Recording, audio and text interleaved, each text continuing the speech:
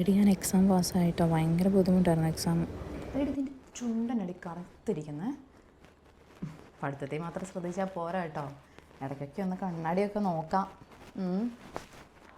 എടി എൻ്റെ മേക്കപ്പ് എങ്ങനെയുണ്ടോ? ആദ്യമായിട്ട് ചെയ്തതാ, ഭംഗിയുണ്ടോ? നല്ല കേക്കി ആയിട്ടുണ്ട്. നീ എന്നെ 1ാം ക്ലാസ് 2ാം ക്ലാസ്സിൽ പഠിച്ച പിള്ളേരെ കൊണ്ടെങ്ങാനും ഇടിച്ച മേക്കപ്പാണോ? കോമഡി ആയിട്ടുണ്ട്. എടി മരി എന്താ നന്നായിട്ടെടി തമാശ പറയുന്നത്. ഇവളാ? ഇതൊക്കെ ഞാൻ പഠിപ്പിച്ചുള്ള തമാശയാ അല്ലേടേ? അല്ലെങ്കിലും ഇവക്കൊക്കെ എങ്ങനെയാണ് ഇങ്ങനത്തെ കൂട്ട് തമാശയൊക്കെ അറിയാവുന്നത്? നീ ഒന്ന് ആലോചിച്ച് നോക്കിയേ. എടി ലാസ്റ്റ് അവൻ എസ് പറഞ്ഞെടി.